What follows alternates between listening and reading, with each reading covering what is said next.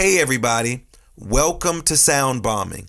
I created this show for people who want to experience a radical, life-changing journey through the sounds of my diverse guests.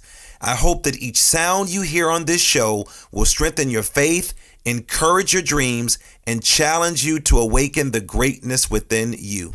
Drop the bomb. Drop the bomb. We're gonna drop the bomb. Drop the bomb. We're gonna drop the bomb. Drop the bomb. We come to drop the bomb. Drop the bomb. This is a journey into sound.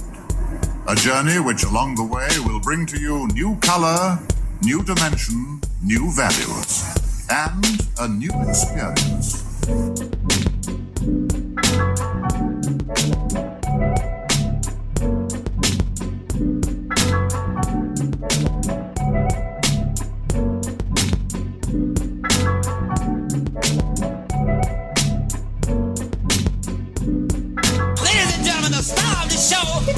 LaMarr, Darnell Shields.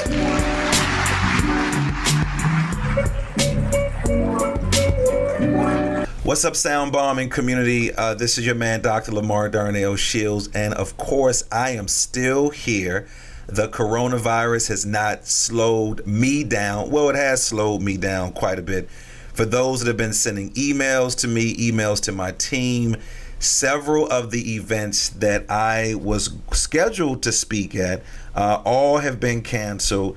And of course, they've been canceled for a good reason. But I must admit, if we keep canceling a lot of the things that I'm doing, the kid is going to be speaking outside anywhere where there's a crowd of individuals and bringing a hat to collect not some ties, but I have children who are attending some private schools. So I will be coming to any city near you with the face mask on, with gloves on, with Lysol spray. But many of you all have been asking about our work, and our work is going to start to move online. So thank you for your patience, but we do want you to remain safe. We want you to read as much information as possible, but we do want to encourage you to stay away from the news as much as you can, really the negative news, because quite often, and I don't want to put on my research hat, but sometimes I have to put on my research hat. A lot of times when we take in this stuff over and over and over again, we can actually make ourselves sick. We can really make ourselves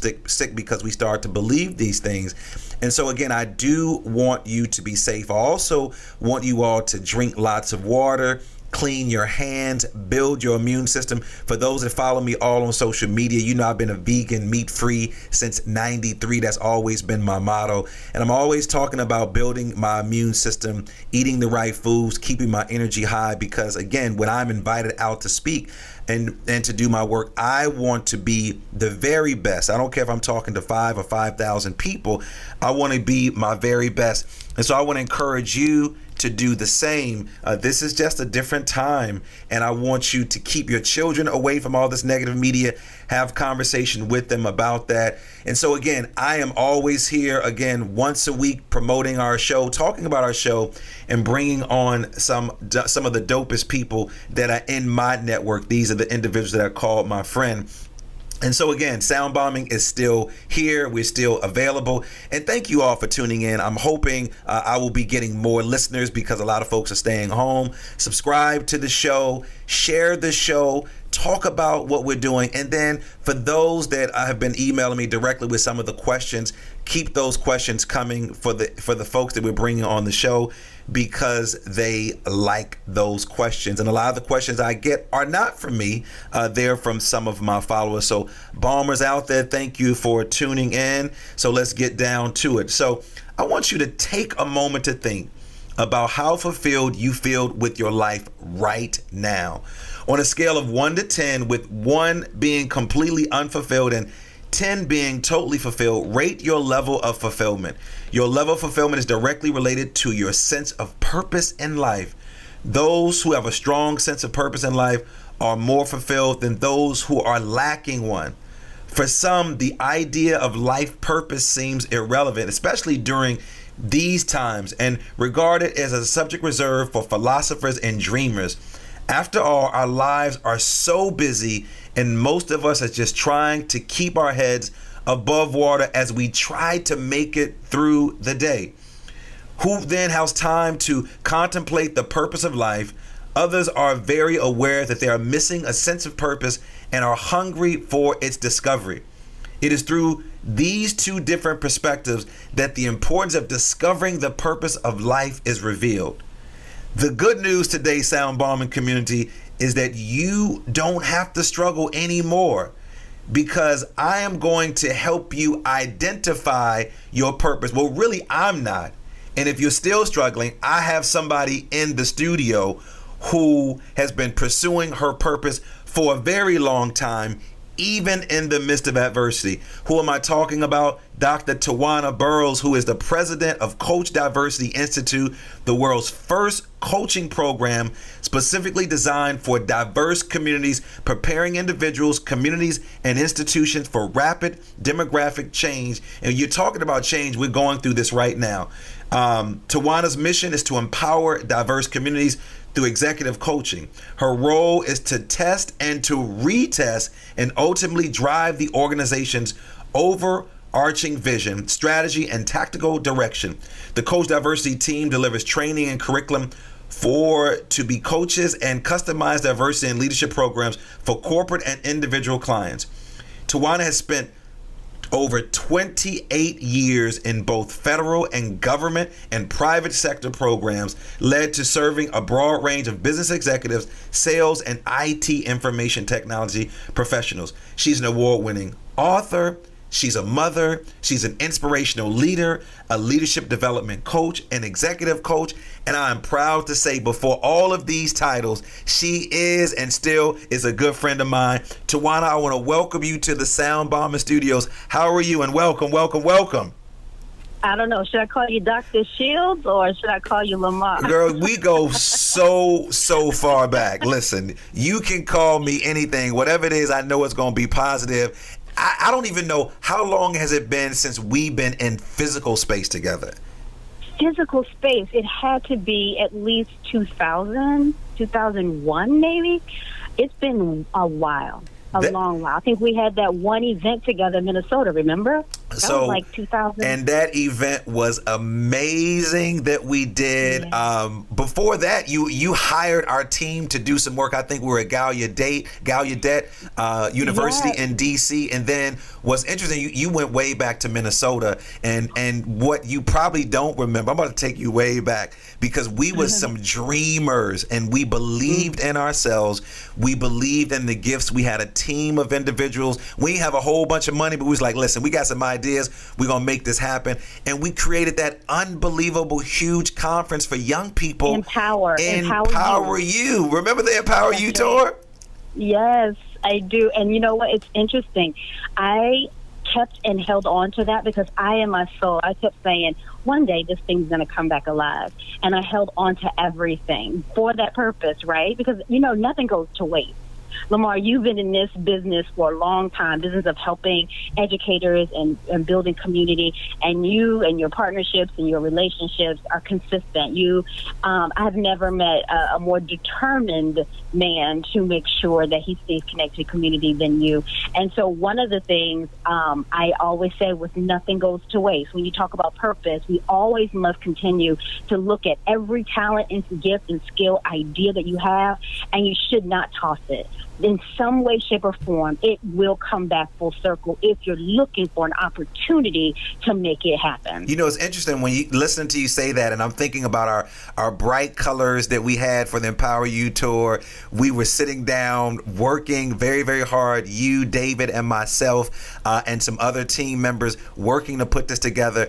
At a very young age, we were pursuing a purpose, but again, I don't think we gave it a label. We didn't know what to call it outside of giving the name of the tour. We didn't know what to call it. We just knew we wanted to inspire young people to be great. We did that conference at Gallaudet. We did some other conferences. We said we were going to take it on the road, and we actually did it. A lot of times, Towanna, you know this better than I do, from the writing that you're doing, from the traveling and the people that you're meeting, because you've taken this work to another level. A lot of folks tend to give up, and to hear that you say that you still have that. I still have that folder, those bright colors that we had, our mission, our vision, our goal. First of all, we had no roadmap. Nobody gave us, like, there was no social media. There was no YouTube where we can go, how do you create a conference? There were none of those things. What do you think that you had within you that you had years ago that you still have within you that has carried you throughout your purpose in life for what you're doing right now? Yeah, the desire to impact, to change lives. So being a change agent, desire to make change or see change happen in community. And no matter where you navigate, whether it's personally, professionally, if in something you create or something where you decide to position yourself as an employee, your desire to be a change agent in that environment is what is a part of that light that burns within you. And so we created Empower You in a season when no one else was creating conferencing for teams, right? They were trying to avoid teams because they were problematic, and we were going for those teams that people had basically tossed aside. Let's be clear, right? So we were really in the beginning and early stages of that. And I was working primarily with teen girls. And so when you think about holding on to the commitment to see change happen generation after generation, decade after decade, the gift and or talents that you have, again, they stay unless you throw them away. And what I decided to do was continue to impact. It was my purpose and my desire to continue to have impact for change. And you changed it. I remember, and I want to move on to some of the newer stuff. One thing I remember about you, and you may not remember this, you were such a giver.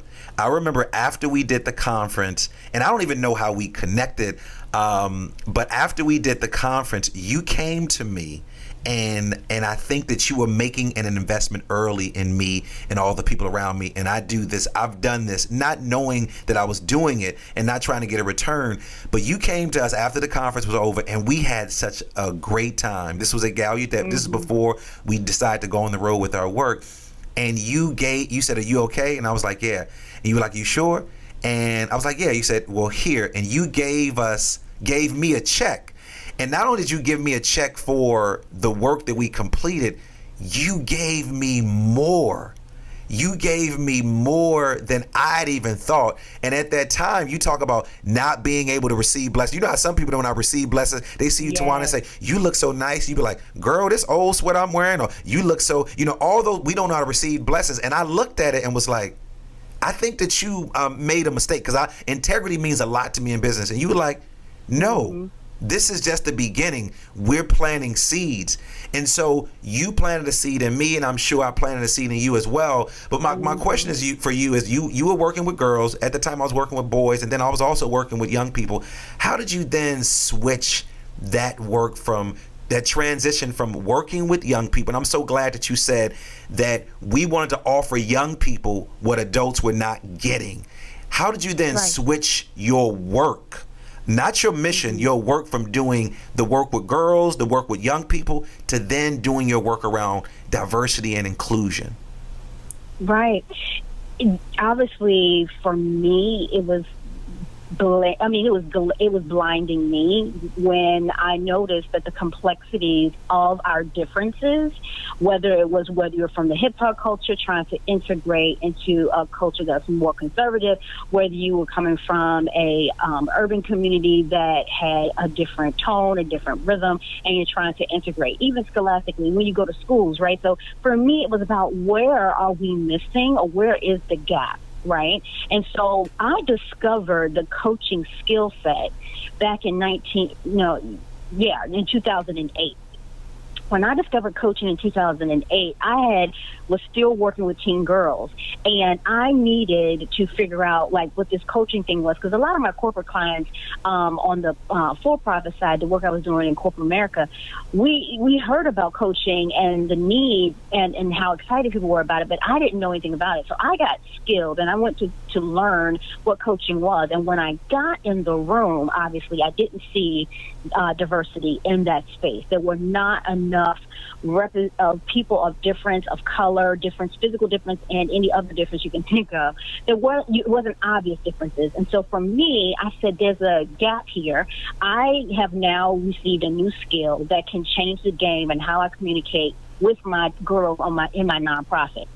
And when I took that, we then took the work we were doing with the Young Women's Empowerment Network, and we had created another branch within the division within the Young Women's Empowerment Network called Girl Prep. My daughter, who was only 10 at the time, was the creative director for Girl Prep. And so we used the coaching skill to connect with the youth in a different way than we had before. So the power of coaching for me, I saw how important it was. And then I looked at, okay, there are not enough people of color to support this group. I got this new skill, so how do I use it? I have these new clients who want it, but again, not enough of representation for anybody, whether you're an employee or whether you're in a nonprofit space and I'm serving the community. There wasn't enough people of difference with the skill that could have impact. So I decided to figure out how to fill the gap, and that's when I started the Black Life Coaches Network. And when I started the Black Life Coaches Network, it was the intention of finding all the coaches that were from the Black community that work in the coaching profession, figure out how we can come together and do work together, right? Because a lot of us, we still touching community in some way, whether they were in social justice, they were in churches in some religious space, and or working ideally in corporate spaces or organizations, nonprofit work. I still needed to see the difference. And so the decision to color coaching and the need for diversity conversation, inclusion conversation is what I kind of nailed. And we're the only ones doing it because again, it was traditionally middle-aged white men and white women. Explain that concept. I like that word. You said color coaching. Can you just unpack that for me? What does that actually mean? Yeah, so color coaching meaning adding difference, the variety, giving the not only just African Americans, because once we built the Black Life Coaches Network, I realized once I tested the ability to build community in my own community first, I then knew I can replicate it across other diverse communities of color. And so that's where the Asian community came from and the Latino community came from. So with all of them, and we have more, it showed me that the variety of the difference, the physical obvious differences was the first test. Once I realized coloring coaching meant that people who were seeking coaches could choose or select a coach of their choice. And most often, like we choose physicians, we're looking for someone that can connect and or sometimes have a cultural match. So for me, it was important to offer potential clients cultural match. And that's when we created, the idea of coloring coaching. And now we have coaches from the deaf community. We have, of course, LGBTQ community, and the list goes on. What type of person would need a coach? Is this a person who is a CEO? Is this a person who's running an organization? Is this a person who's an athlete, a banker, a mom or dad? Walk me through an individual that would need a coach, and then explain to our audience members of how they should go about finding a coach. What are some of the questions that they should be asking themselves, and then also asking the coach that's going to then coach them? Yes. So all the individuals you listed, from the CEO all the way down to an individual contributor in an organization, they all would qualify for having a need to have someone co-create the vision and or create a plan of action for whatever their individual goals may be. So it may be at a CEO level, you would think all CEOs would have big goals. Sometimes they do, sometimes they don't. Some of them need to just shift how much time they allocate towards work for more life and work flexibility so they can spend more time at home. So it's not always strategizing at the company level, but sometimes it's an individual need. And so all the way down to an individual contributor, they could have the same problem as well, or same challenge, where they're looking to be able to be home more often, right? So it's personal and professional goals that people would have, and they're looking for support in how to strategize and find the best way to resolve or to find a plan that they can work to fit into their life for not only themselves, but all those people they touch. And so it could be anybody at in any profession and at any level of any organization. And so you look for coaches that, like I said, first, let's talk about cultural match. That's typically what people go for first, before they didn't necessarily have an option to select a coach of their choice. You don't get the variety. So that's the first thing. When you are interviewing coaches, you're looking to speak with them for about 15 or 30 minutes just to see, let's get acquainted. Let's see if you're my type, like a date. Let's is this somebody I can, relate to, connect to on some level? And all the things that matter to you as the potential client are super important in those interview moments, because you want to talk first about, are you trained and certified? And it's be clear, not all people who say they're coaches are trained and certified. And it's important to note that, because some people confuse coaching with mentoring, with counseling, or with consulting. So explain the differences, because I'm seeing so many people, Towanna, just pop up with their titles. I'm a life coach. First of all, some of the people I'm talking about, their lives are out of control, like all of our lives, but these folks' lives are very well pronounced. And my concern is what you just said. They're not coaching, they're mentoring, they're friends, they're having conversations. How does one differentiate between those individuals with those titles? Yes. So first, you want to make sure when you interview, you're looking at their bio or whatever information they gave you. Your first question is, are you certified? Are you credentialed as a coach? The International Coaching Federation is the primary accreditor that most of us have, that my curriculum is accredited through, and the governance board that we all assign ourselves to at this point. They're the number one right now in the world.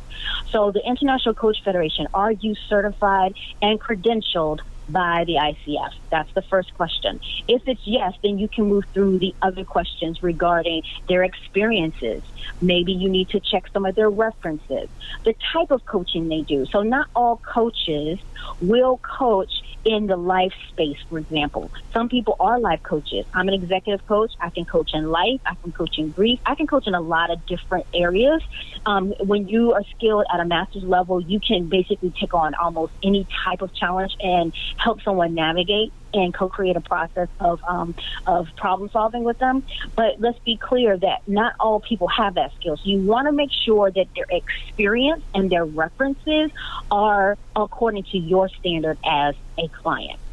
And we all have our standards. I love that you clarified that. So I know you work with tons of people, and I'm sure that many people have a lot of the same challenges and issues. Is there an issue or challenge that you're seeing across the board from the individuals that you're working with, from a CEO to a mom to a teacher to a baseball coach? Any similarities of some of the challenges that they're faced with? Yeah, and it's unfortunately consistent. It's time, not enough time. So a lot of people they choose and make choices in life, and sometimes they regret the choice. So you sacrifice for a career, something suffers because of it. You make sacrifices personally, you make selfish decisions, and there's impact. So a number of people on a consistent theme, when I think of all the years I've been coaching, even when I'm training professionals in the coaching skill set, many of them are trying to figure out, how do I make time for fill in the blank, right? And when you are building business for yourself, you need to find time, right? Otherwise, it's not going to happen. When you are trying to hold a marriage together and you are saying you're vested in making this work, you must find time. If you are looking at establishing a team of athletes and they need to improve their performance, and their level of dedication and commitment can be sometimes selfish or appear to be selfish, they still are being coached to finding time to make a commitment, right? So time is a consistent thing. And it's unfortunate because we have COVID-19, right? And I don't know if you've felt it, but it feels like the hour hand has slowed down on the clock.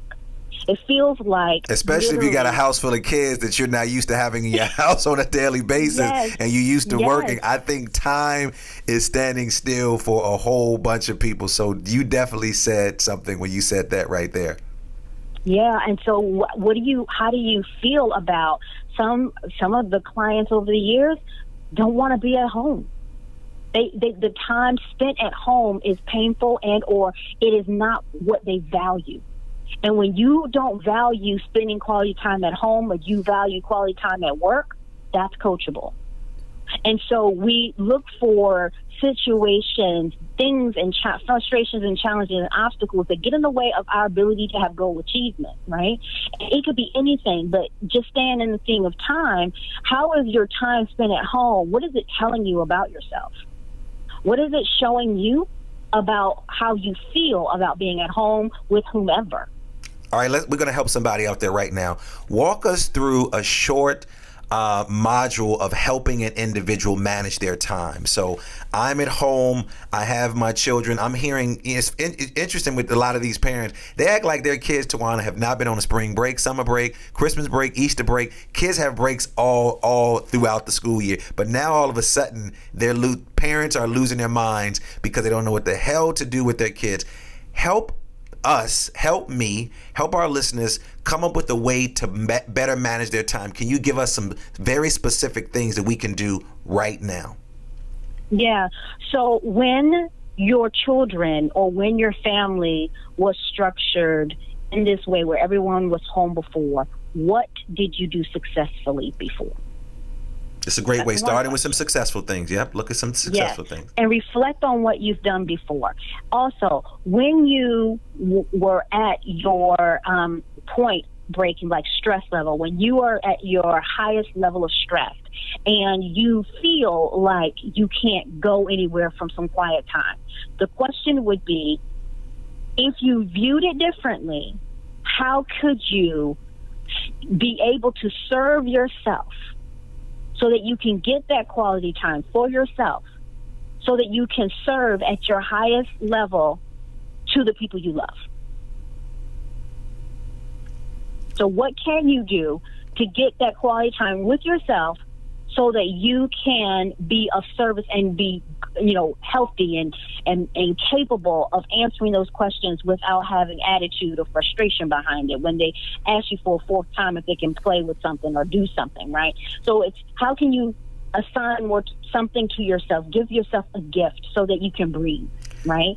And slow down for a second so you can consider what it is that you need in that moment before you get frustrated. And practice that. Practice that throughout the day. I like that. So you asking good questions. So how important are questions to you in your work?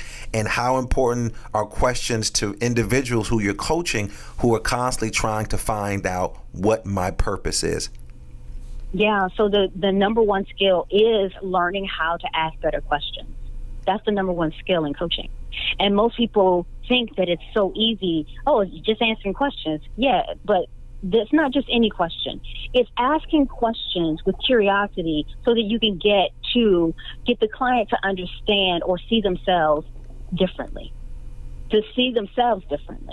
And so just asking questions, that's not the skill. Asking powerful questions that unlock the doors is the skill.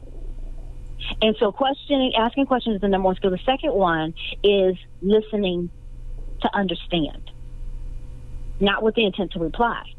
So we don't listen deeply. We just typically listen until someone pauses from whatever they had to say so that you can put out whatever brilliant statement you want to make or whatever clapback you might have so that you can get yours in without listening to what has already been said. So what are some questions that our listeners should be asking themselves? And should they be writing these questions down instead of just throwing them out there into the universe? So throw out some of the questions that we should be asking ourselves. Yeah, this is a great opportunity for you to actually, if you're a journaler, this is a perfect opportunity to journal all these questions. If you're not the journaling type, then you can rotate these questions, write them down on a Post-it note or something, but put it somewhere where you can see it, on your computer or on your mirror in the morning. But the first question is, what do you need in this moment? What do you need in this moment? I need for this virus to go away. No, I'm just keep going with the question. And if that is the question, I need for the virus to go away. If that's the answer to the question, then the result, the next question I would ask you is, it is understandable that you would want the virus to go away today or soonest, within a week or so that you can get back to your normal life. That is perfectly understandable, and so many people can relate to that.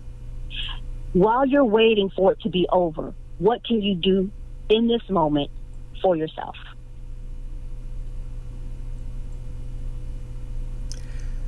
So there's some things that I can do. I can keep writing. I can engage my children more.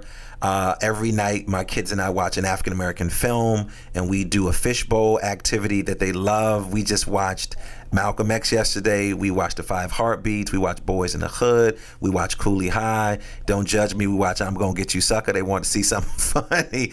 But those are some of the things that I'm actually doing with my own children. And also spending time. That's what you're doing for them. That's what you're doing for them. How are you serving yourself? Well, actually, why are you doing this? So that's a good question. I'm not going to say I'm doing that for them, because I'm getting something out of it as well. I'm looking at these films with a different lens. I'm asking different questions. It's reminding me of how great these films are. So I'm doing that for both of us, but I've also set a schedule for each one of my children who's in a house. One of them is about to be kicked out of the university. That's a whole nother conversation. But the other two are performing very well. And so during that time where they're doing their work, I'm doing my work. I'm being more intentional. I'm working out. I'm being more intentional about working out. I'm actually taking an online podcasting course. So I'm doing those things. So I do want to go back and say, with the film piece, even though I said I was doing it for them, I'm actually learning in the process, because we're engaging one another in a conversation and in a writing activity. Right. Yeah, and what makes you want to do that, LaMarr? So what makes me want to do the film piece, or just the other thing? To create that schedule, to see things through a different lens with them. What's making you do that? So I created that. I wanted to create that so I can actually continue to do my own work, the work that I'm called to do. The easier it is to have a schedule for them makes it easier for me, and so that there's a level of structure. But there's also a time for a little ambiguity for them to sort of move around and not have to be very, very rigid. And so what I'm discovering is, if I have a schedule in place and they have a schedule in place, when this thing ends, and eventually it will end, we can still say that we completed some things throughout that entire time, and that I'm completing my task and they're completing their task. Right, and perfect. That's exactly what someone who has an organized life or thinks in systems. Oh, let's back up. Let's be real clear. You know me, but let's back up. I don't have an organized life. I don't want my listeners to think, but I know I'm working on it. And let me just tell you, and I love how we went back and forth, because it really helped me think this through. One of the things, Towanna, that I've been reading quite a bit, because I ask you about questions, is I'm reading a book by a guy named Derek Draper, and the book is called Create Space: How to Manage Time and Find Focus, Productivity, and Success. And it's really helping me to be more reflective. And by you asking me those questions, I didn't know you were going to put me on the spot like that, but I appreciate it. It really gave me an opportunity to really think about what I'm doing. And it's not about what am I doing right. I think a lot of times in our work, it's about right or wrong. It's what works for me, because what works in your house with your kids may not work. I mean, you know, you got Southern roots. You know how your Big Mama said, I don't care what's happening in Keisha's house, but I know what's happening in Medea's house. This is what we're doing here. And so again, but if something is working, I believe that success leaves clues. And if something is working for me, then I can try something is working for you. But I you just said it. Questions are important. Questions are very, very important. So now let's talk about some of the people you're coaching, and even yourself want to get back to purpose, because I'm sure that the individuals that you're coming in contact with and that you're engaging, the people that you're training, the people that are your own personal clients, when they ask you the question, what does it mean to live a life of purpose? How do you respond to that? Right. And so first, for them to ask me what does it mean for me to live a life of purpose, is first to ask them, what is it that you believe you're called to do above anything else? If you can answer that question, that's where we start. If there's something that is kind of laying dormant because it's been there, but no one ever cared to even ask you about your purpose, or to even care that if your purpose was completely opposite of anything you've ever done in the world, right? We sometimes call them dreams deferred. If you look at where you have ignored or suppressed some of the most important things you've desired to do in your life for some other reasons that you've had to sacrifice it for, those are places we start. Because a lot of times no one has actually asked and or wanted to hear if there was anything else you could do that you desired to do. And this is where people get stuck in companies right here when this type of question is asked, because this is when people start resigning from business. They start resigning from the organizations that hire them because they realize that they're not walking in a life where they're fulfilled. Or this is when people start deciding if they're going to go to marriage counseling to save the marriage, or to figure out how we're going to get out of a marriage, breaking any relationships that are no longer serving them, right? Because sometimes these individuals or these institutions are getting in the way of purpose. And so then if that's the case, and this is something you absolutely believe that you're ready to do, then the developing of the strategy on how you get there is also coachable. How does an individual's corporation get in the way of someone fulfilling their life purpose? Give me an example of that. Let's say someone's always wanted to be in education or wanted to be a change agent like you, Mark. I wanted to be a change agent. However, unfortunately, I decided to go into a different field because it was the right thing to do. It was what my mother told me to do. So my mother wanted me to be a lawyer, or my mother wanted me to be a doctor. Let's use that as a category. And so that's what I decided to do. But I've always wanted to be a teacher. I never wanted to do those things. I wanted to be a musician. I wanted to be an artist. I wanted to be something opposite of what they wanted for me. But I did what they wanted me to do, and I decided to quench my purpose that I believed I was called for them.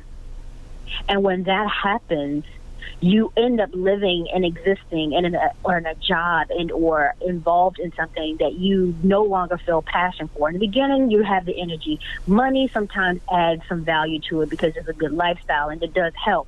But at the end of the day, you hate what you do, or you're so tired and exhausted, and there's no joy in it anymore. So you're no longer serving at your highest frequency in the world because something is robbing you of what you were initially called to do. And so how can you then flip it? You can look at ways that, if you were in law or medicine, as an example, you could look at ways to where you can become a teacher or instructor still within the field when nothing goes to waste. So you then start working with people that you are very passionate about to help them understand law and or medicine so that you can have impact, no matter who that individual you're called to serve, because purpose is connected to some type of outcome. Who do you want to serve? What do you want to serve? When do you want it? And how do you want it? Wow. So as a life coach, as a CEO of a coaching organization, as someone who interviews people about life's purpose, who do you lean on when you start to question your purpose, when you feel burned out, when you want to walk away and say, the hell with all these people, even though the money is good, they're driving me crazy? Tell us who do you lean on? Or what? Coaches need coaches. That's super, super important. Because like anything, when we serve from our core, when we serve people, we need to be replenished. And we have to make sure that we read, keeping ourselves, at a level of education and knowledge. We serve ourselves in multiple ways, but we must make sure we serve from overflow and not lack. And so as a coach who works in executive spaces and works with all types of people with all types of challenges and frustrations, I'm working with professionals who want to get into the coaching space. I'm taking on their challenge and frustrations. The more I hear, the more I absorb from them, the more I need to make sure I replenish myself, because I can't serve from lack. I have to serve from overflow. So I go and I have people that are other master coaches that I rely on that can help me when I'm troubled and I'm faced with challenges. And I have multiple people that I seek out. So I have coaches in the business space to help me continue to grow this company the way that we have in the last decade. Also, I'm looking for people personally where, my parenting or my personal relationships, making sure I'm still in lockstep and I'm still getting my needs met at the same time serving my children. All those things are important. So you look at the categories of your life and say, I need to make sure that I am understanding more about myself and fulfilling my own need and making sure I'm at my best before I even work with a client. And when you were talking earlier about people who are calling themselves coaches and have a very disorganized, or life looks like it's upside down or in shambles, but yet they're representing this thing called coaching, and they're out here not walking the talk themselves. Yeah, it's possible to coach people when you are in a very frustrated place of your life. And you would say they're not qualified. And you could judge them by saying, look at them, they're not an example of what they say. Well, you can say the same thing for people who are coaching people on how to build $1 million businesses, and they're not millionaires. So being mindful that when you interview people, that they are walking a talk or have modeled in some way a life that you are aspiring to. Not for them to be a mentor, but for them to be able at least to relate and understand the complexities of what you're navigating through in this journey. Wow. Well, I can talk to you forever. And we are going to talk forever because we are now reconnected. But I want my listeners to stay in contact with you. How can they reach out to you, Towanna? So I'm on, of course, LinkedIn, Towanna Burrous on LinkedIn, but you can catch us anywhere on social media, whether it's Twitter, Facebook, or Instagram and LinkedIn, with the @ at CoachDiversity. CoachDiversity, that's it. And then our website is CoachDiversity.com. Anytime you want to reach out, feel free to do that. I'm on LinkedIn mostly, so feel free to connect with me on LinkedIn, but you can send any communications through our website and or other social media, and we have team members that will get me any message. Well, before we wrap this interview up, this is my favorite part of the show, and I purposely don't send our guests these questions because I want you all to answer them off the top of your head. This is called the Super Bomb Questions. And so these are questions that our team have come up with that we want people to know about you all outside of all the other good things. So I'm going to ask the questions, and off the top of your head, the very first thing that comes to your head, I want you to answer. All right, are you ready? And here we go. What is your favorite word? Integrity. What's your superpower? Oh my gosh. The first thing that came to my mind was peace. What's your spirit animal or animal spirit? An owl. What moves you to tears of joy? Oh, my children. What moves you to tears of sorrow? My children. No, I'm just playing. Go ahead. Bad things that happen to my children. Okay. What do you wish you had more time to do? Oh, this is bad. Workout. What dead person would you most like to meet or get advice from? Oh, shoot. Recently, it would be Madam C.J. Walker, because I watched the Netflix film. I want to ask her some questions. Give me your morning routine. I wake up at 6:30 without an alarm clock. I go and see my son, make sure he's out of bed by 7. We're downstairs by 7:30, 7:45, having breakfast. He gets on the bus at 8. I come back home by 8:30. I'm on my first call for business, and I work until 3. I get him off the bus at 3 o'clock. We come home. We have quality time until 6. We have dinner at 6:30, and then I put him to bed at 8. And then after 8, I will then get back online to work off anything I didn't do earlier, and I'll work from 9 until 10:30. Girl, you just made me tired. God, I'm worn out from just listening to that. If you were in the Miss America talent competition, what would your talent be? Oh my God. It used to be singing. Used to be. You were a singer all these years I've been knowing you. I did Yeah. not know that you had some singing skill. Were you singing at Howard University? No, I didn't sing at Howard, but I was trained in opera. Yeah, you probably wouldn't have been singing at Howard University. Nope. So, I would have missed the gospel choir. so Towanna, I want to just thank you for coming on the show. I'm so proud of you. I'm so excited about the work. I told you that this woman is amazing. I want to challenge you to go and look at all her videos. I want you to pick up her books. I want you to read the excerpts that have written about her. Check out all the things that she's been doing. She is doing some amazing things, and right now we need her more than ever. And I also would like to thank my engineer Alec Blanc, my producer Kimberly Peterson, Supremacy for our theme music, and all of you for listening. And as always, believe that something wonderful is about to happen, and that some people miss the message because they're too busy looking for the mess. Thanks for tuning in, and do something for someone other than yourself today. You've been listening to Sound Bombing. Peace.